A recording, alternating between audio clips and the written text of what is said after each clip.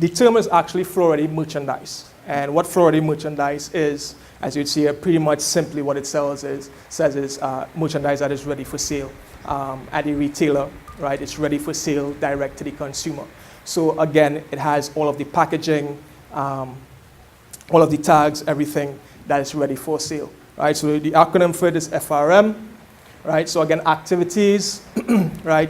Like I said before, as far as presenting it to the customer, these are some of the activities that you want to take, make sure, right? So again, if you're going to, again, if it's even if it's a buyers meeting, like I said, buyers meetings, the format, it could be at a trade show. You could go directly, right, to buy a showroom. You might invite them to your showroom, right? So it could take place in different formats. Right, so again, having all the merchandise ticketed, like I said, your main label, size tabs, right, key and content labels, we're going to touch on that a little bit, and right, you're going to want to have information as far as price and size and color, all those things you want to make sure and specify as far as floor-ready merchandise. Right, so again, it's information that a retail store requires, so you need to make sure that when you are presenting your garments, that it's in this particular format, right? That it's ready for sale, right? Any rivets logo, so sometimes you see certain brands on the buttons, they have the logo or whatever. You want to make sure that they're facing up, pointing up, that you could read it while it's hanging. So you want to see it upside down or anything like that, right? So some labels can be defined as follows, right? So you have your main label, right? So I'll show you an image in a little bit. Right? So again, your main label, which would have the name of your company or the name of your brand. Right? You might have a secondary label. In the bag that I gave you, I'll just show you an example. Right? So this is a tag. Right? You'll see this one that you might find on the sleeve of a t-shirt or a knit garment, or you might find on the hem of the garment. So this one, right? This will be considered a secondary label. All right. Right, country of origin label. And this could be different, right? This could be different things. So you have two of them. This white one, right, done at Labels Plus, which is above Mickles on Frederick Street. It's thermal printed paper. Some people use these as main labels. I don't, right? Because when this washed, it doesn't look, especially if you have, a dress made out of fine fabrics. This is not the type of label you want to use as a main label. So the one that I'm showing you, I use this for a key and content label or country of origin label. So if you look on this particular label, you have the fabric content, right? You have the key instructions, right? I have my register, and that is my real registration number, TTBS 2415, and you see the country of origin made in the USA. Now this, right? So this is a thermal printed tag. It's a printed tag. This one is a woven tag, right? And the material is called the mask. And you'd see it's a folded tag, woven tag, again sewed into the seam line, right? And you'll see it has the logo of the brand, the size, care, and content instructions, right? The country of origin and all that information on there, right? So like I said, it could be separate, right? Sometimes you could have the label all in one, the information all in one, right? You have the size tab, so like this, and I have one in the bag that I gave you guys as well. So this is the size tab. Again, these are generic labels that you could buy in bulk, right? And again, the key and content label, that's the white one that I showed you as well. Also this one, it says 100% organic cotton, right? So it has the fiber content or the fabric content, and it has the key instructions. So this is a key and content label as well. Sometimes you see a lot of people use the regular 1/4 inch punch, so it places a big hole. This is a 1/8 inch punch that I ordered on Amazon, right? So it gives me this little hole, right? So again, I create hang tags by just using a business card size, right? So that's what you see in different packages.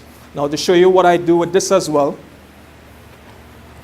some of you know of the eyelet puncher, right?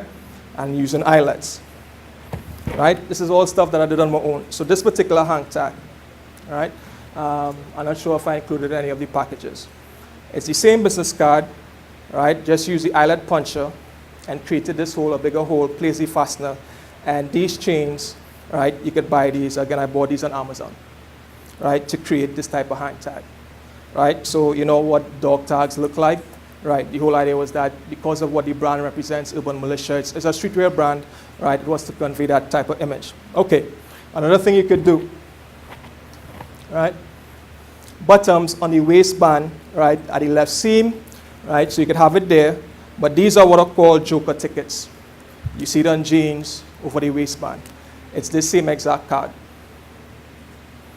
Same exact card. All I do is use a tracing wheel to score it, and I just fold it, right? Using the tagging gun, I punch it 2 holes in it and just tag it on. There are tagging guns you could buy to do this as well, right? So if you look at it, it's the same exact card, and I do it all myself. So again, the only reason I'm showing you this is that you don't have to spend money. If you don't have the money to get this professionally done, you could do it in-house, right? Until you build yourself up where you could afford to have these printed professionally. Does this look like I did this myself? That's the idea, and that's why I'm sharing this with you guys, right? Of what you could do without having to go to professional printer. Yeah? All right. Again, sometimes if this shirt has a sleeve on it, right, you could put the hang tags on the sleeve, but again, right, this is a sleeveless shirt dress, so I would put it through the main label, right, or the size tab, right, on the neckline. Yeah? Okay, right, and this is just for menswear, right, men's and boys apparel, other different types of placement, right, so again, you'd see for folded tops or whatever, so tops like this, again, through the main label, which I showed you before, right, through the main label, and so depending on the type of garment, right, you will just apply the correct fastener, right. Okay, so the UPC polybag sticker, so again, I showed you this. This is it here on this particular package. Again, you can see it's not a lot of information, and you have the barcode, the UPC barcode. There are different types of barcodes. This is called a UPC-A barcode, and I'm not going to get too detailed into that because it gets really complicated. The information regarding UPC barcodes, as important as it is to vendor compliance, when you really get into it and what each number represents, it could be a little bit complicated, and this is just an intro that I'm giving you. But again, this is compliance, this is vendor compliance, and this is stuff that's required by a lot of retailers, okay?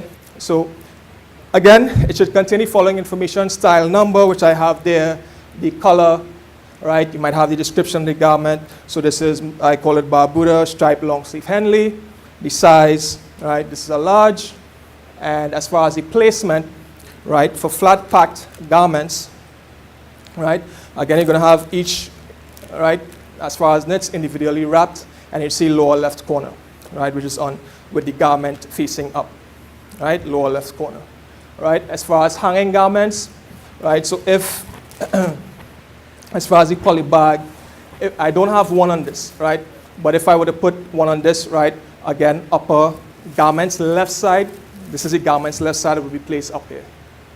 Right, that same sticker. Okay, right, so this is what is called the UPC carton label. I don't have any of that today, but this is what it looks like. Again, you could see as far as the style number, size, color, right? Color, again, depending on the company, could be a numeric value, right? And this is a different type of UPC code, right? It's a linear code, 128 symbology. I'm not gonna get into that again. And you could see, right, as far as this is for shipment. So when you're shipping your garments to the retailer, whether overseas or locally, this is stuff that you, especially overseas. So if you're dealing with department stores overseas, in their vendor compliance manual, they would actually have these type of regulations in there that you need to conform to.